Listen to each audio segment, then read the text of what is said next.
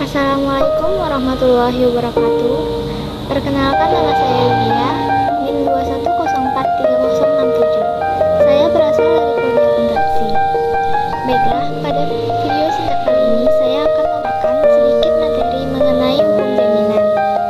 Simak berikut penjelasannya. Pengertian hukum jaminan. Jaminan berasal dari kata zakarhat atau kauti. Jaminan adalah sesuatu yang diberikan kepada kreditur untuk menimbulkan keyakinan bahwa debitur akan memenuhi kewajiban yang dapat dinilai dengan uang yang timbul dari suatu perikatan. Sedangkan hukum jaminan berasal dari kata zakarhat-sterling security of law.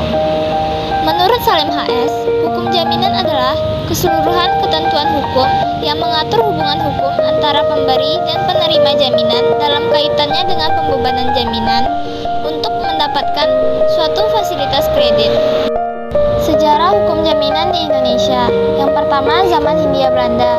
Buku 2 KUH Perdata dan STB tahun 1908 nomor 542 sebagaimana telah diubah menjadi STB tahun 1937 nomor 190 tentang kredit verban.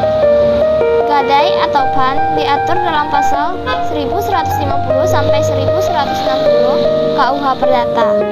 Ketentuan ini ditujukan bagi orang Bumiputra atau Indonesia asli. Hipotek diatur dalam pasal 1162 sampai 1232 KUH Perdata. Yang kedua, zaman Jepang.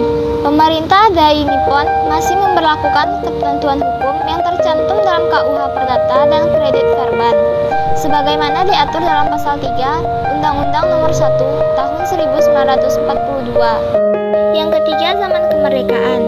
Poin pertamanya, era sebelum reformasi. Undang-Undang Nomor 5 Tahun 1960 tentang Peraturan Dasar Pokok-pokok Agraria mencabut aturan buku 2 KUH Perdata mengenai bumi, air, serta kekayaan alam yang terkandung di dalamnya, kecuali mengenai hipotek. Kemudian diganti dengan Undang-Undang Nomor 4 Tahun 1996 tentang hak tanggungan. Yang kedua, pada era reformasi, diterbitkannya Undang-Undang Nomor 42 Tahun 1999 tentang jaminan fidusia. Selanjutnya, arti penting hukum jaminan. Yang pertama, dalam perkembangan ekonomi perdagangan selalu diikuti dengan perkembangan kebutuhan pembiayaan usaha atau kredit usaha. Yang kedua, sebagai perlindungan hukum, maka fasilitas pembiayaan atau kredit yang diberikan oleh kreditur adalah memerlukan jaminan atau agunan. Yang ketiga, dengan pemberian jaminan atau agunan ini akan dapat diperoleh pengembalian piutangnya jika debitur bukan prestasi atau ingkar janji melalui eksekusi benda jaminan tersebut. Selanjutnya, ruang lingkup pengaturan hukum jaminan di Indonesia. Yang pertama, buku 2 KUH Perdata tentang benda. Yang kedua, buku 3 KUH Perdata tentang perikatan. Yang ketiga, KUH Dagang. Yang keempat, Undang-Undang Nomor 5 Tahun 1960 tentang Peraturan Pokok-pokok Agraria. Yang kelima, Undang-Undang Nomor 4 Tahun 1996 tentang hak tanggungan atas tanah beserta benda-benda yang berkaitan dengan tanah.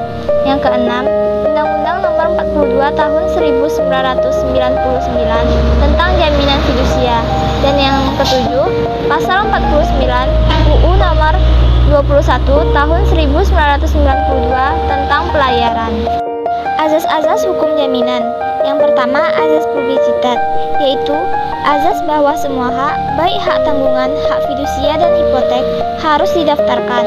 Yang kedua, azas spesialitas, yaitu bahwa hak tanggungan, hak fidusia, dan hipotek hanya dapat dibebankan atas percil atau atas barang yang sudah terdaftar atas nama orang tertentu.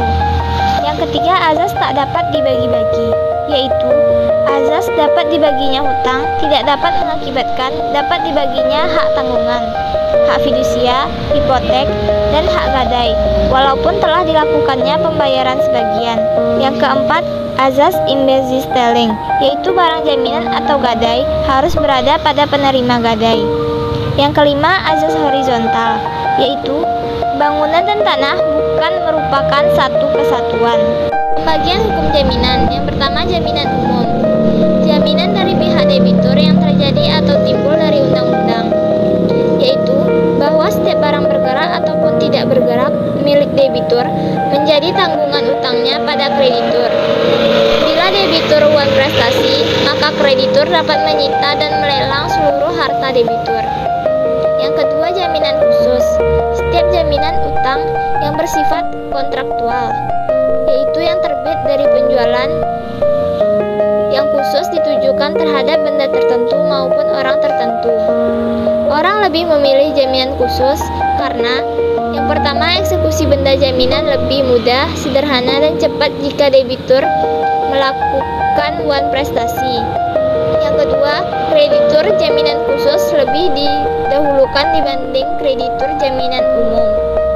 Jaminan khusus dibagi menjadi dua. Yang pertama, jaminan kebendaan, yaitu jaminan berupa hak mutlak atas suatu benda, mempunyai hubungan langsung atas benda tertentu debitur, dapat dipertahankan terhadap siapapun dan selalu mengikuti bendanya, serta dapat dialihkan. Jaminan kebendaan terbagi lagi menjadi dua. Yang pertama, benda bergerak, lembaga jaminannya gadai fidusia. Benda tidak bergerak, lembaga jaminannya hak tanggungan. Yang kedua, jaminan perorangan, yaitu jaminan yang menimbulkan hubungan langsung pada perorangan tertentu, hanya dapat dipertahankan terhadap debitur tertentu dan terhadap harta kekayaan debitur umumnya. Sekian video pemaparan tentang materi hukum jaminan.